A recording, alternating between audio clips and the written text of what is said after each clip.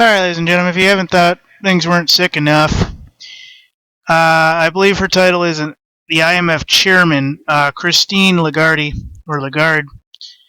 has basically come out, and this is a little while ago, but still making headlines due to the world's collapse, pretty much getting near certain. Basically, Christine Lagarde says, and I'll read you the reason for this in a minute. When the world around the IMF goes downhill, we thrive. We become extremely active because we lend money, we earn interest and charges, and all the rest of it. And the institution does well. When the world goes well, and we've had years of growth, as was the case back in 2006 and 2007, the IMF doesn't do so well, both financially and otherwise.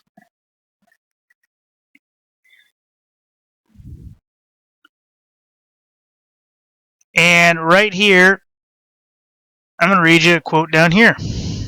Basically the same thing. She repeated it in April of 2012 with an interview. I'm trying to figure out who did the interview. To the Wharton School of UPenn. I don't know where UPenn is.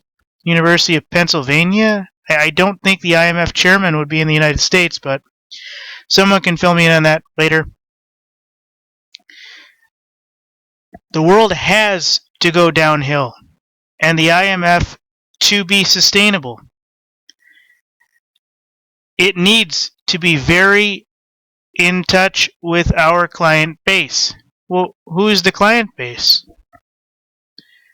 Who requires that the IMF bring basically the world economy to near collapse so that the IMF does extremely well?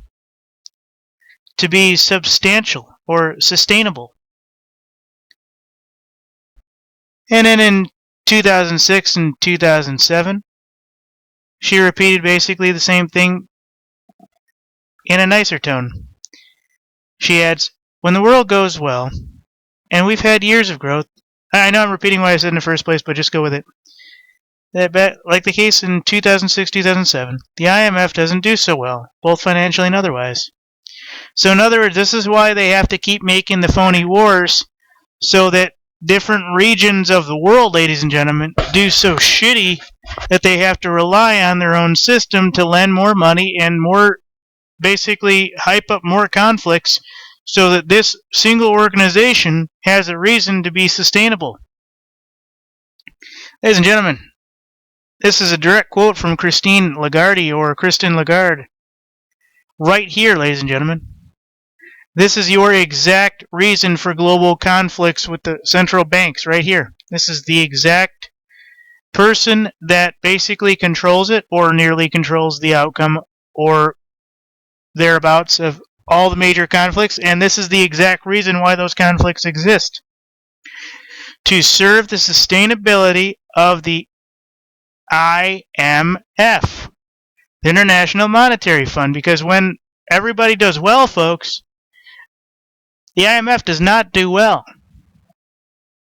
It is only through conflict and through terror that the IMF thrives. Well, what have we been in the last 15 years? A war on terror, a war that will never end, thusly giving the IMF probably the most power they've ever had,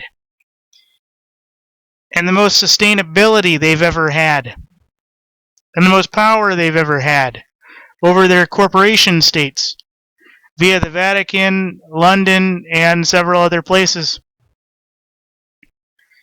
Ladies and gentlemen, this is the very person who probably,